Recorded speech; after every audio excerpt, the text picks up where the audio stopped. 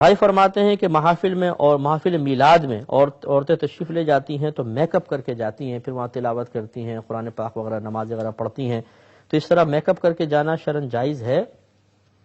بہنیں بیچاری کیا کریں، ان کو آخر کپڑے بھی دکھانے ہوتے ہیں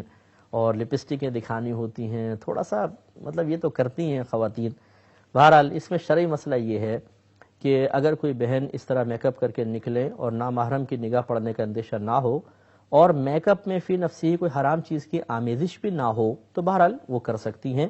ہاں یہ احتیاط اس میں ضرور کرنی ہوگی کہ وضو کرنے کے بعد میک اپ کر لیں، یہ بہتر ہے، اور کوشش کریں پھر وضو نہ ٹوٹنے پائے، تاکہ آپ وہاں پہ جا کے اگر قرآن پاک پڑھتی ہیں یا اگر نماز پڑھنے کا موقع ملتا ہے تو سابق وضو آپ کا کام دے گا۔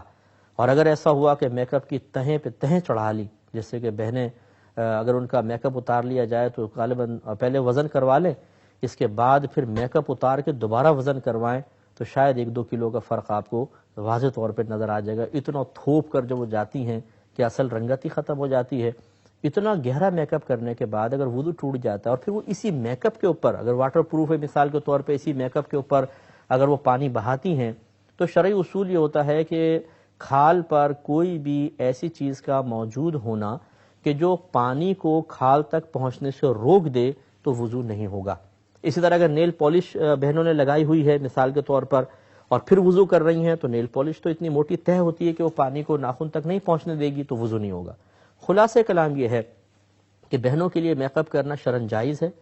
بشرطے کہ وہ اپنے شوہروں کے لیے کریں یا پھر اپنے آپ کو احساس کمتری سے بچانے کے لیے کسی عورتوں کی محفل میں بھی کر رہی ہیں تو شرعاً جائز ہے، لیکن غیر مردوں کی نگاہ نہ پڑے اور اس سے پہلے وضو کر لیں تاکہ نماز وغیرہ میں آسانی رہے۔ اور اگر بالفرض میک اپ کیا ہوا ہے، وضو ٹوٹ گیا ہے اور اب وضو کرنا ہے تو بہرحال اپنے میک اپ کی پرواہ نہ کریں، پھر نماز کی پرواہ کریں، میک اپ اتاریں، وضو کریں اور پھر نماز کو ادا فرمائیں تو اس میں کوئی حرج نہیں ہوگا۔ بہرحال عورتوں کے درمیان رہ کر ایک عورت میک اپ کر رہی ہے تو اس کو برا کہنا، برا سمجھنا یہ بھی مناسب نہیں ہے۔ ہماری شریعت اس بات کا تقاضا نہیں کرتی ہے کہ اگر آپ میلاد مصطفیٰ میں شرکت کر رہے ہیں تو بالکل سادہ چہرے کے ساتھ، سونے چہرے کے ساتھ اور ایسے عام لباس میں آپ جائیں، یہ کوئی ضروری نہیں ہے، شریعت اس کا مطالبہ نہیں کرتی ہے۔ باقی جو قیودات میں نے شرائط آپ کی خدمت میں عرض کی ہیں ان کا لحاظ کیا جائے تو بہت ہی بہتر ہے۔ ایک اور یہ کویسچن آیا تھا